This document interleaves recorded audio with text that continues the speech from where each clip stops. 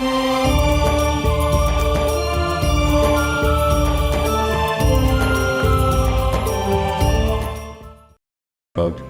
यही वेद प्रमाण देते हैं कि पूर्ण परमात्मा अपने साधक की आयु को भी बढ़ा देता है।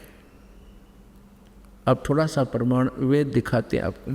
कबीर परमेश्वर जी ने अपनी प्यारी आत्मा धर्मदास जी से कहा था कि धर्मदास, वेद मेरा भेद है, मैं मिलूं वेदन से नाही, और जौन वेद से मैं मिलूं वो वेद जानते नहीं।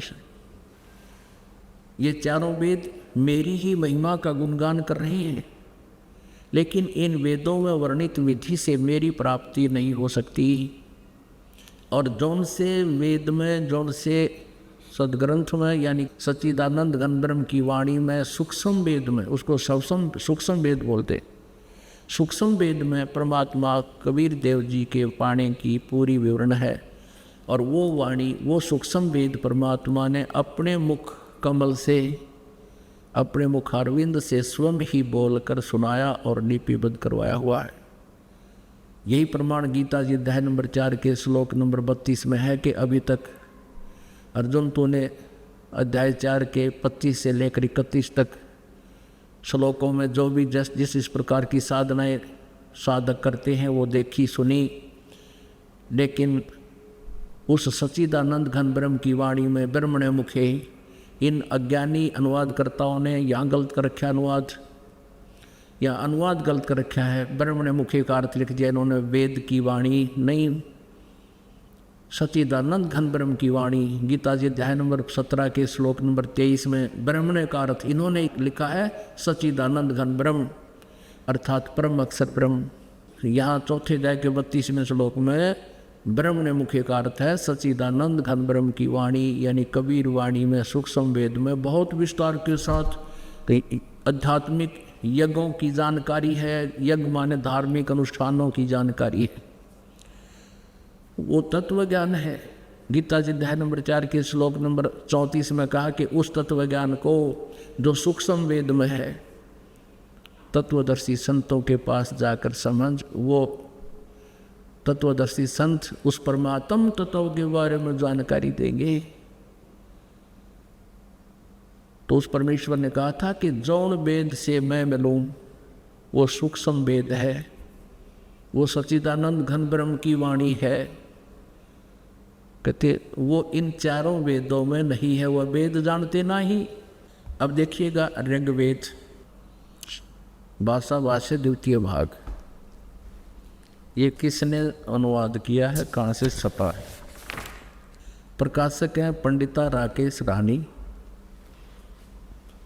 प्रधान कार्यालय वेद मंदिर, महात्मा वेद भिक्षु सेवा आश्रम, लेखराम नगर अब्राहिमपुर, पोस्ट ऑफिस मुखमेलपुर, दिल्ली। दूरभाष इतने दान संस्थान, ठीक है, दिल्ली से। इसके अंदर इस ऋग्वेद मंडल नंबर 10 सूक्त नंबर 161 का और दूसरा मंत्र है। ऋग्वेद मंडल नंबर 10 सूक्त 161, ये देखिएगा, ये 161वां सूक्त है और इसका मंत्र नंबर 2 है।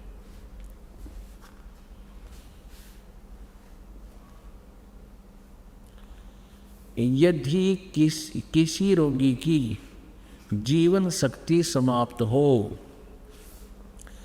यदि वह सीमा से भी परे हो गया है, यदि वह मृत्यु के सन्निकट चला गया है, तो भी उसे मैं भारी कष्टप्रद रोग के पंजे से मुक्त कराऊं तथा उसे 7 वर्ष के जीवन हेतु, 100 वर्ष के जीवन हेतु 7 सरदाए, यानी 7 माने 100, शरद माने सर्दी ऋतु, योगाग्रहण इसने 40 दिवाली खा रखी है। ऐसे ये यानी 7 वर्ष के जीवन हेतु बल संपन्न करूं। भावार्थ, यदि रोगी की जीवन शक्ति समाप्त हो, यानी जीवन खत्म हो गया हो रही है और उसका रोग सीमा को पार कर गया है, तब भी परमात्मा उसे इस कष्टप्रद रोग से मुक्त कर 7 वर्ष यानी 100 वर्ष का जीवन दे सकता है। ठीक है, एक और दिखाते हैं। ऋग्वेद ये छोटे वाला है, मंत्र तो वही है, इनका सिर्फ साइंस पुस्तक का अनुवाद करके छोटा बड़ा इन्होंने किया हुआ है। 9-10 मंडल इकट्ठा ही किया है। ये कहाँ से प्रकाशित है? प्रकाशक है सार्वजनिक आर्य प्रतिनिधि सभा, महर्षि दान भवन, रामलीला मैदान, नई दिल्ली। ये इनके फोन और फैक्स नोट हैं। मुद्रक Prince offset printers 1510 Pataudi house, Triyaganj, Nai Delhi से। अब इन्होंने यहाँ थोड़ी सी हेरफेर करने की चेष्टा की है, इस अनुवादकर्ता ने गड़बड़ी करने की चेष्टा की। देखिएगा, ऋग्वेद मंडल नंबर 10, सूक्त नंबर 161 और मंत्र नंबर 2। यहाँ देखिए, यदि रोगी नष्ट जीवन शक्ति वाला हो गया है और यदि अथवा सीमा से परे चला गया, यदि मृत्यु के समीप है, समीप पहुंच गया ही है, तो भी उस रोगी को हयाय मन अपना डंगा डाल दिया, क्योंकि ये दानंद जी के विचारों से प्रभावित हैं, महर्षि दानंद। और महर्षि दानंद जी ये मानता है कि भगवान कुछ नहीं कर सकता। इन्होंने यहाँ वेद लिख दिया। वेद का किताब प्रकरण इस मूल संस्कृत में, मूल व्याख्या में। ये कोई दवाइयाँ की किताब नहीं है, ये परमात्मा की महिमा का विधान है। या वेद नहीं लिखना चाहिए, ना अपनी अज्ञान सोच चढ़ा दी। ऐसे हम हिंदी पढ़ते रहे, संस्कृत हम ना आवे नहीं थी। इन अज्ञानियों ने ऐसे नाश कर रखा हमारी आध्यात्मिक ज्ञान का। यहाँ उस रोगी को मैं वेद लिख दिया। पढ़ने ने सोचा वेद मूड कर देता होगा, वेद तो करे दे, वह दवाई अच्छी जानता होता है। नहीं, कष्टप्रद रोग के पंजे से छुड़वा लाता हूँ। ये भगवान की महिमा है, वैद की नहीं। और 100 शरद ऋतुओं तक जीने के लिए, यानी 100 वर्ष तक उसको बल युक्त करता हूँ। अब यहाँ देखना, यही अनुवाद करता है मंडल नंबर 9, सूक्त नंबर 80 का और मंत्र नंबर 2। यहाँ ये भूल गया कितना है, वह दानदारी विधान को भूल गया। ये देखना, ऋग्वेद मंडल नंबर 9, सूक्त नंबर 80 और इसका ये दूसरा मंत्र है। दूसरा अब देख लो। हे परमात्मन, आप उपासकों की या अपने भक्तों की, साधकों की आयु के बढ़ाने वाले हैं। यहाँ को नहीं याद रहा, इसका वेद लिखना भूल गए। अब कबीर परमेश्वर जी कहा करते थे, चोर चुराई तुंबड़ी, तुंबड़ी का तुम्बा, एक जैसे ये पेठा देखा होगा आपने, तकरीबन पेठा तो सभी देखते हैं। इसी टाइप का एक मतीरा होता, तुम्बा। पाची बड़ी घिया देखी हो आपने, इतनी बड़ी हो जाए, उससे भी बड़े साइज का इतना बड़ा हो जाता तुम्बा। तो उस तुम्बे का अंदर से वो निकाल लेते हैं सारा मटेरियल, बाहर उसका कवर रह जाता है। उसको ज़्यादातर साधु संत भी रख लेते थे अपने पास, या एक तारा बनाते थे ये गाने बजाने वाले। तो वो उसको यदि पानी में डाल दिया जाए तो नीचे छोड़ दे जाकर, वो तुरंत ऊपर आ जाता है, नीचे नहीं रहता, फ्लोटिंग बहुत है।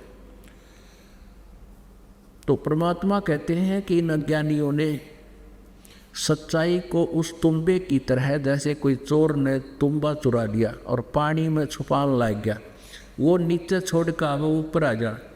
वो चोर नीचे जल में छोड़ कर आवे, उससे पहले वो ऊपर आ जाए। तो परमात्मा कहते हैं, चोर चुराई तुंबड़ी और छुपावे पानी में, वो छुपावे वह ऊपर आवे, नो सच्चाई छानी ना। यानी इन अज्ञानियों ने इन सदग्रंथों का अज्ञान करने की बहुत चेष्टा की, सच्चाई को छुपाने की बहुत चेष्टा की, लेकिन ये छुपा नहीं सके। कहीं ना कहीं से ये सच्चाई ऊपर आ ही गई। तो ये कबीर परमेश्वर है जो हमारी आयु भी बढ़ा सकते हैं, हमारे रोग का नाश भी कर सकते हैं, और ये हमारे अशुभ संस्कारों को भी नाश कर सकते हैं।